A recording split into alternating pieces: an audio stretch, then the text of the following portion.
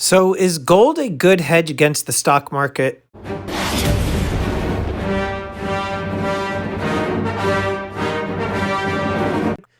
All right, everybody, welcome back. I am here with my friend Chris Vermeulen of Technical Traders. What's going on, Chris? Hey, how's it going? It's good, Stormy. Happy New Year. Thank you. You too, buddy. I was really excited to see that at the beginning of the year, you were the very first interview on Kitco. So, Hmm. congratulations for starting the Yeah, year off with them.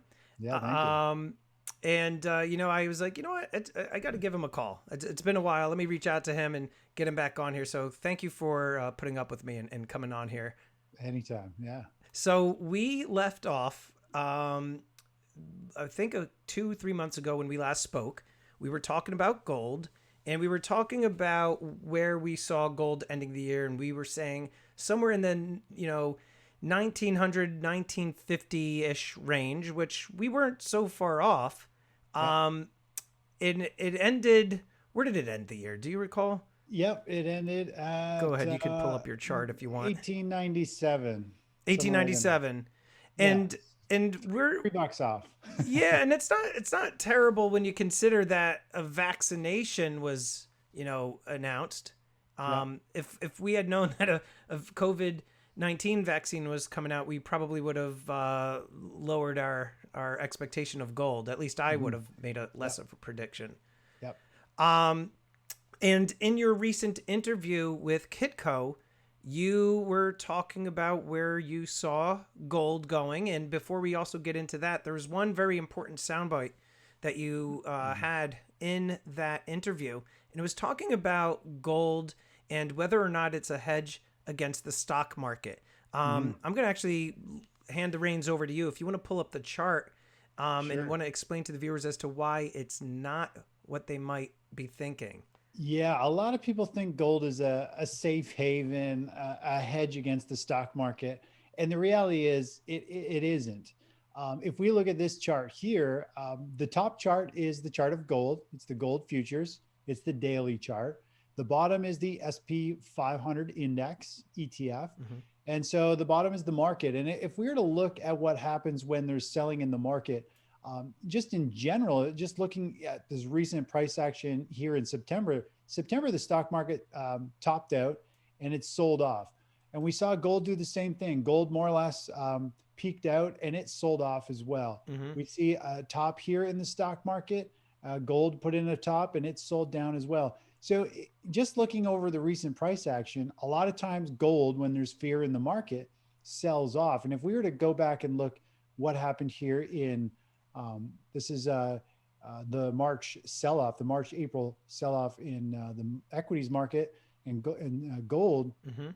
Let me pull up the here's an arrow on the bottom chart. If you look here, as the stock market starts to fall, there's different levels of fear in the market. So initially, when the stock market starts to fall, we tend to see gold do fairly well early. Gold, silver, and miners start to perform. They Mhm. kind of buck the trend, and this is where people seem to think it's the safe haven. It's a place to be, a defensive play when the stock market falls. But the reality is, when real fear hits the stock market and you get a big follow through leg to the downside on stocks, that's when you see gold and metals sell off as well. Now, they never tend to fall off as much. It's Mhm. only 12% roughly versus, 34% in the Mhm. stock market. So definitely a lot less, but it sells off with the stock market. And if we were to go way back to the last time we had a bear market and, Oh, and there. zoom in on the price action Yeah. here,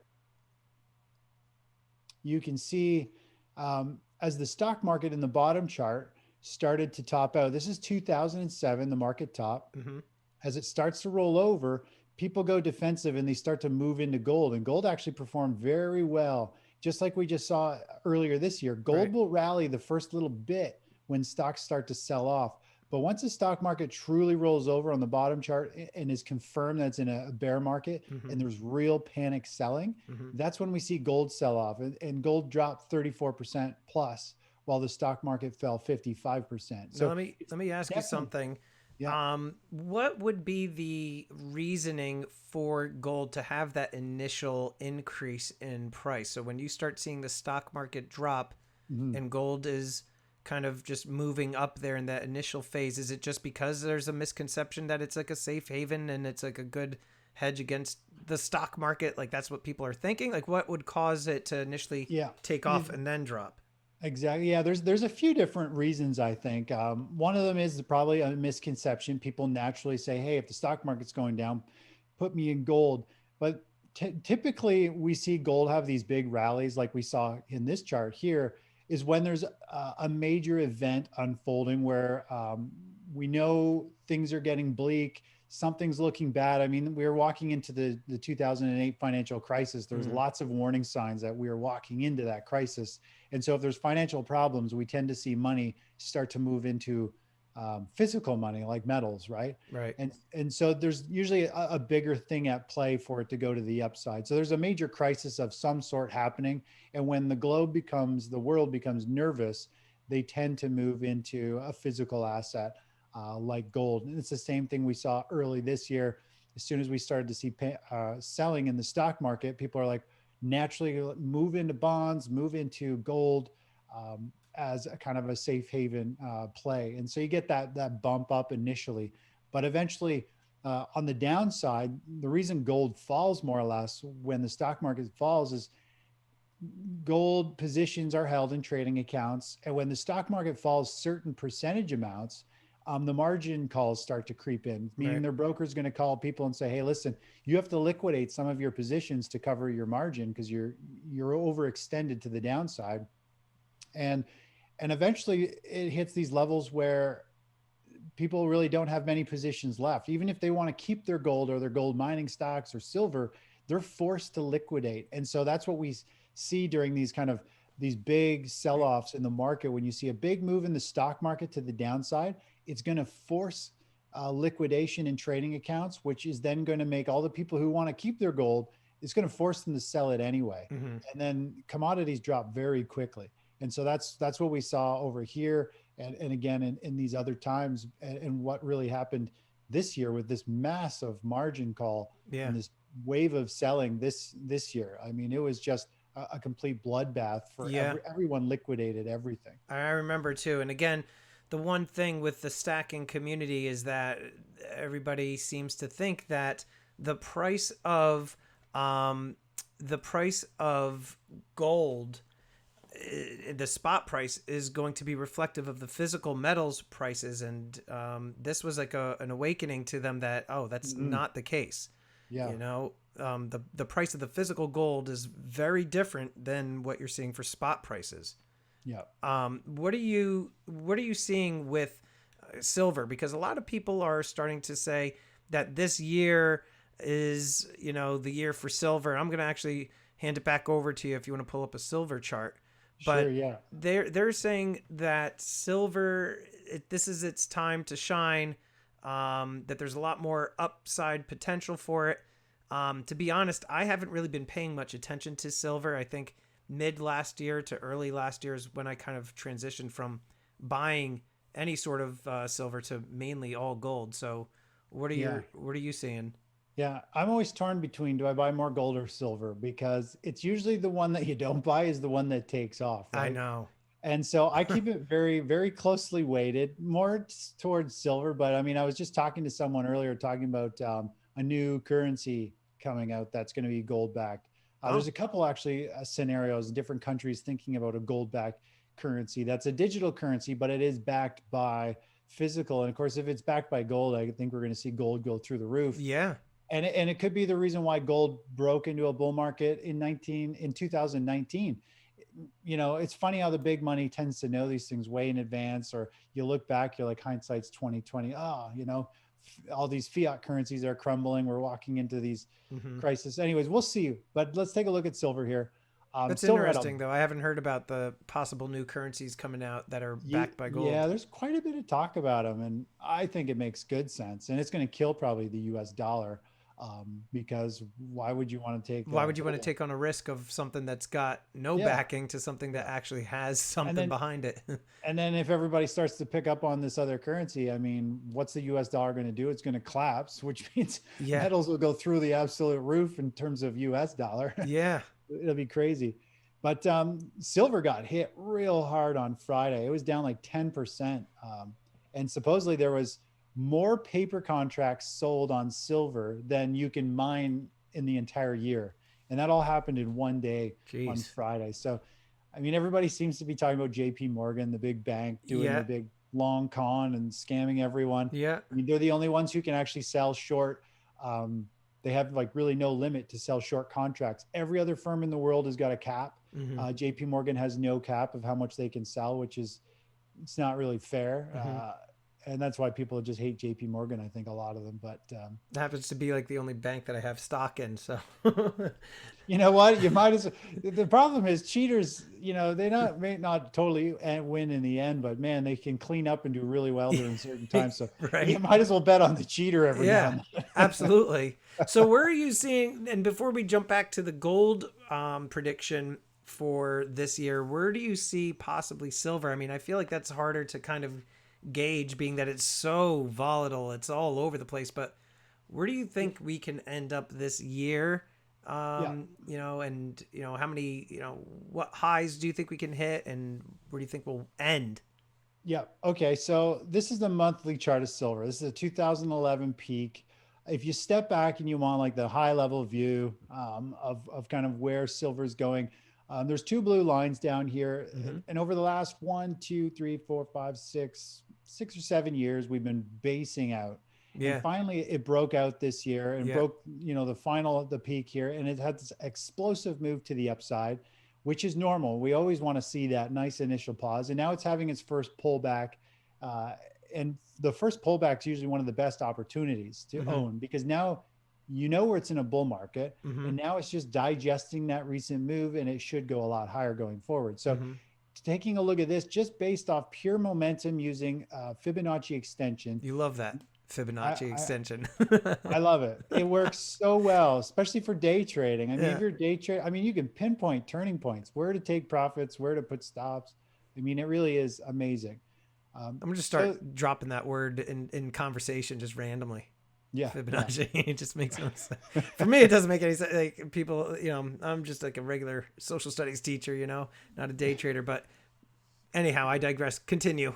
yeah. It's a great tool. So, anyways, if we look at it using this tool, more or less, all it's saying is, if it had this much of a move to the upside, it's pulled back this much. Yeah. There's the Fibonacci extension gives you a ratio of the two most high probable levels that the previous momentum should carry forward. So we're Okay. looking at the price right now could rally up 24%, which is around $32 Mm-hmm. an ounce. Mm-hmm. And if it goes all the way up to this 100% measured move, we'd be looking at like a 50% move in silver up to around 38. So Now, now, so for your purposes, like if somebody is like, yeah, but Chris, that's a $6 difference or what have you. How would you? What would you just take the average between the two and say, okay, we're looking at like around like $34 for the year, kind of like how would you figure where? Well, there's different. I'd be looking for this 32 level first, Yeah. and that's where I'd be pulling some money off. Because how it works is when you hit one of these Fibonacci targets, that's the first point of where price may just reverse and never go back again. Right. So I always pull some money off at the 618, that first kind of gold Mm-hmm. target there, orange numbers. And then as price goes up, I'll scale out of the more positions as I reach those levels. And when you hit that 100%, you can continue to hold the position because you never know how high it's going to go. Right. But you start keeping your eyes out for extreme volatility, signs that it could reverse at any point, Mm-hmm. which is kind of what like Bitcoin is doing now. Mm-hmm. So you start getting alerted to these, and you become more sensitive to price, and you can become more active to manage it. But When it was running up like that, I was actually selling off the physical stuff that I had in waves, and I did okay with it. And then when it kind of leveled off and everything, and then it started dropping back down, that's when I bought a little bit more. yeah. But so $32 is like the first real indicator that you're saying that we should be on the lookout for. Yeah, and if you look at this pattern, usually patterns are fairly, if they're going to play out like you think they are, they're going to have the same kind of time frame. So, for example, One, two, three, four, five, six. It took 6 months to rally. Mm-hmm. One, two, three, four, five. We don't know how far this is going to chop around. Right. And so once it starts to turn up, we're going to probably be looking at another 5 to 6 month rally to the upside to hit that. So this is a monthly chart. This is very slow. And we're looking forward 6, 12 months from now for potentially that $38 level to be hit. Yeah, 32 obviously could be hit a lot sooner, of but course. that's if this technical pattern plays out. We'll have to see what happens. The US dollar is having a bounce, and I expect it to bounce for probably a month or three. So that's going to keep some pressure on metals, which is Mm-hmm. fine. The Mm-hmm. more they trade sideways, the more power they have for the next leg higher. So everything is still looking very good for metals. Do you People want seem to get spooked with the sell off last week, but it's really just a shakeout in the market, I think. Do you want to switch back real quick? Because I want to ask you a question. Do you, so your recent interview with Kitco, and I've said to people before, and I've said this to you, when people make crazy, predictions about gold, I usually, say like, oh, they're, pumping the price. That's just ludicrous. And then in your interview with David Lynn, you had said, based on the charts and everything and the momentum and historical data, etc., that you're seeing possibly a $2,400 price for gold. Yeah. And, I, as you know, made a reaction video to that because I actually felt that what you were saying wasn't really out of the realm of possibility. I didn't find it to be crazy by any means. Everything that you were saying made total sense. And plus, $400 off from where we are right now, it doesn't seem unreasonable. Do you want to talk a little bit about why you're seeing the gold hitting 2,400 in case any of my viewers missed it? Yeah, sure. I think I just explained this whole silver chart without you guys looking at it with my Fibonacci targets, but this is kind of what I was talking about while you guys were not looking at the chart. So let me go back to gold here. Oh, so it's the same similar scenario though. Gold is a Yep. similar scenario. Yep. Let's go back. We'll look at the big picture of gold. Let me just remove a couple of these things here. Yeah, just so they could see why you're thinking a $2,400 mark isn't out of the realm of possibility. Yeah. So if we look at gold, let's just grab a fib extension. So more or less, we had this breakout in the bull market for gold. This is in 2019. It had its first run up and its first pause. This is right where silver is. So if you look at this blue line, the breakout, the flag, if I just flip to silver really quick, just so everyone can get a feel for this. Here's the blue line, here's the breakout, and here's the first flag. Mm-hmm. So the next big move should be very explosive for silver. So we're in the early stages of that. And just to go one quick step further, I know we might be pressed for time here, but platinum is doing the same thing, except for it broke out December 31st. January is the first month. So platinum's just starting what could be a potentially brand new bull flag to the upside. So there's a lot of cool price action happening. But let's go back to gold. If we grab the Fibonacci extension here and we go from this first pause and pullback within the trend, and we go all the way up to this wick high and back down, this is the most recent rally that we saw there. And it gives you an idea of where the price rallied up. It's had its first real pause and pullback. Based on this momentum after the breakout, it should go all the way up to 2160 and then all the way up to 2400. Mm-hmm. Now, keep in mind, this is a 1.5 year pattern already. Mm-hmm. So if this can follow through and really skyrocket in the next 12 months, we could see it get up here, but it's a big pattern. It might take a little longer to get up there, but that's how you get there in terms of upside momentum using Fibonacci extensions. It seems really basic. I know a lot of people think stuff like this is kind of hokey pokey, but I mean, it works phenomenally well when it comes to trading. Very nice. If you want to go back to regular screen. Sure. So now let me ask you, and you had also touched upon, you don't know whether to buy silver or gold. What would you say to my viewers? What should they be purchasing more of in 2021? Uh, I kind of do probably like a 65% weighting. So 65 is probably silver and the balance in gold. Okay. I naturally feel like I want to buy way more silver, Yeah. but I also know the way the markets move, and everyone else feels that they silver's the way to go. And the fact that gold broke out a year before silver, there's something in the back of my head saying if I go heavy in silver, Yeah. gold's going to rocket. It's always what happens. And So I'm totally yeah. I'm biting my tongue and buying more gold than Uh, silver than I really want to in silver, because I have a feeling if there's a digital currency, any currency backed by gold, gold's the next hot yeah. metal. Yeah. And now, real quick too, because I know you and I wanted to talk about Bitcoin. I'm intrigued by this currency backed by gold. Is it going to be a digital currency backed by gold, like a almost like a crypto, but somehow backed by gold? Like how? Because again, I haven't heard about this yet. I haven't also Right. been paying attention to the news as much, but Yeah, and I don't follow it too much either because okay. I've heard talks of this for a long time. I was talking with Silver Bullion TV guys this morning, and they were talking about how China, the ruble or something like that, they're thinking of doing a gold-backed digital currency.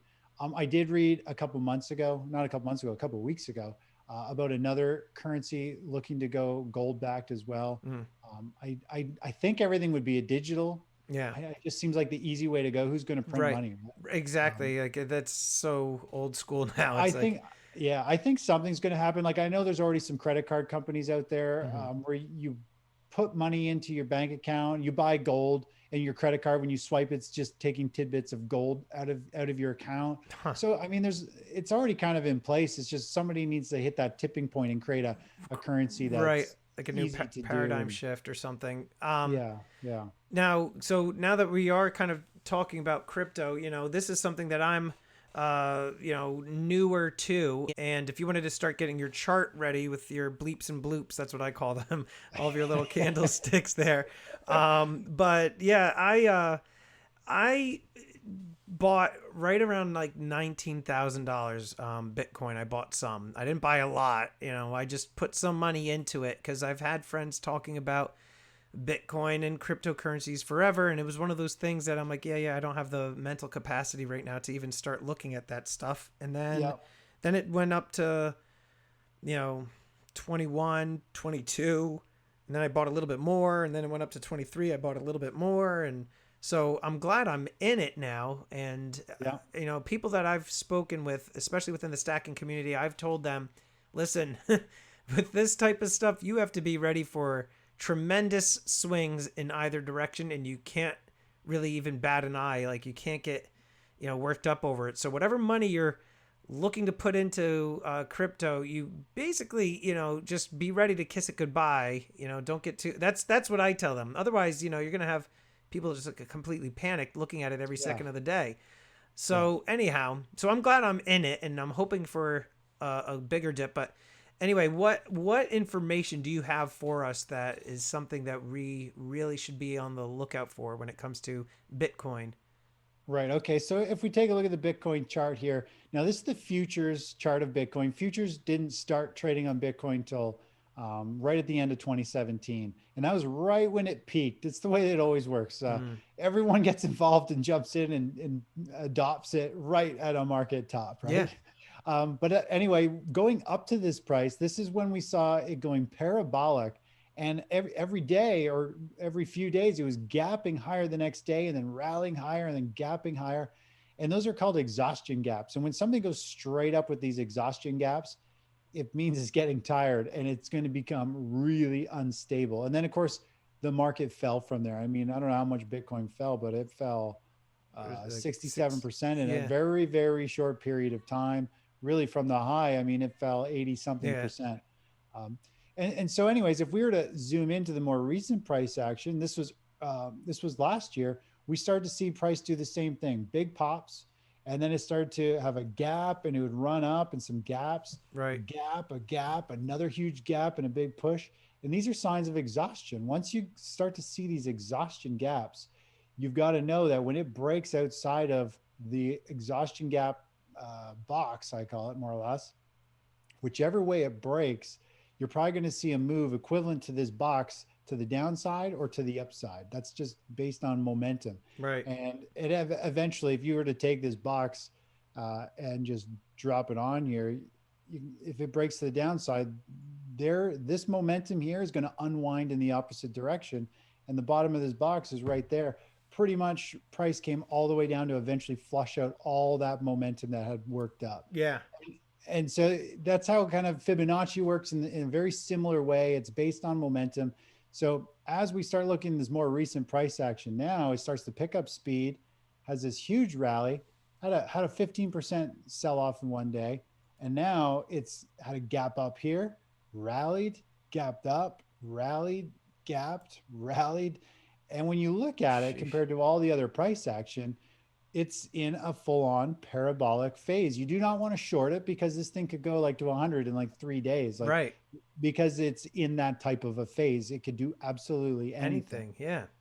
And so today, as you and I are speaking, it was down 20% at one point. It's bounced back quite a bit, but it is in a phase now that you're just riding a roller coaster. You could be up 20% one day, you could be down the next. It's Yeah. a full on gamble. This type of price action now is a full on gamble that you just have to enjoy the ride, right? Exactly. And like I said, just like forget about it. And looking at that, what was it? It was an $8,000 drop in a single day, or a day and a half.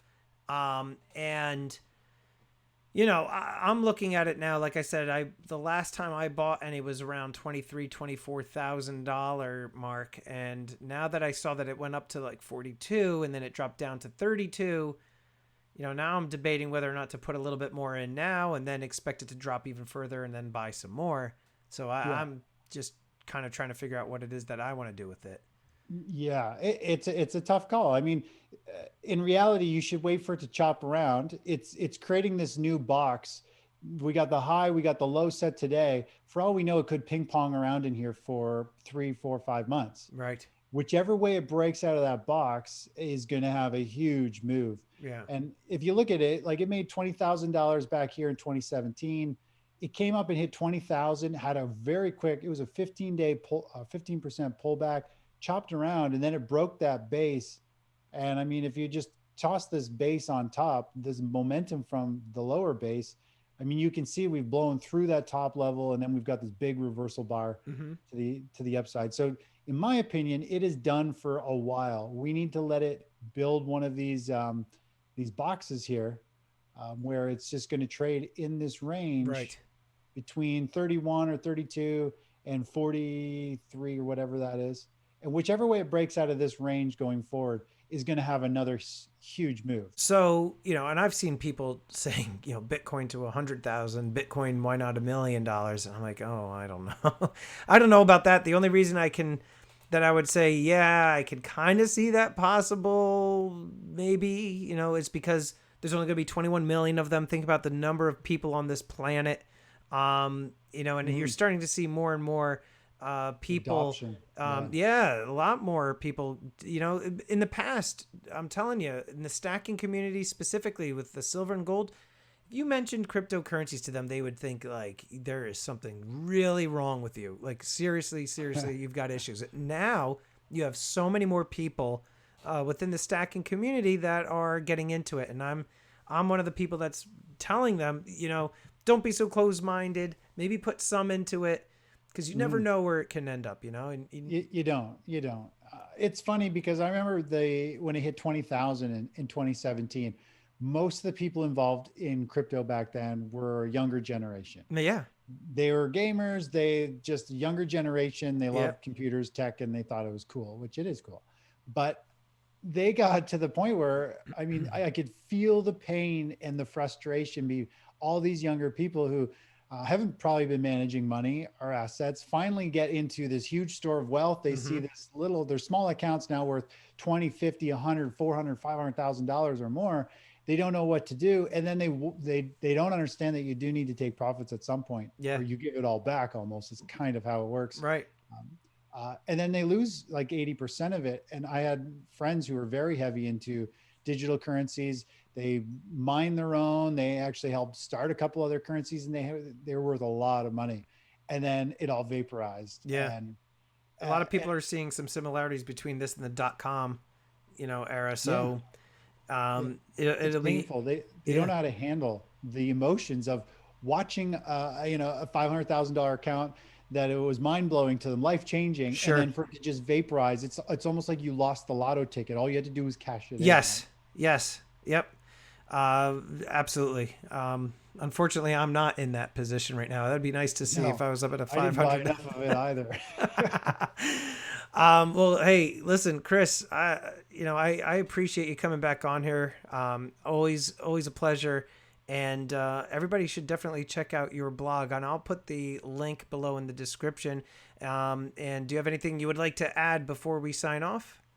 Uh, I am teaching. I'm doing a webinar, Yeah, and I'm teaching how I trade the sectors, the hottest stock sectors. So, like, if you want to be into solar or the EV market, I'm actually teaching a 1 hour course on my website. If you go there, it's running every day on my website that you can go and watch this course. And in 60 minutes, I teach you exactly how to find these hottest sectors, get into them, when to buy them, how to manage the positions, when to get out. All the toughest things are kind of laid out there. There's no cost. It's probably the best 1 hour course on trading.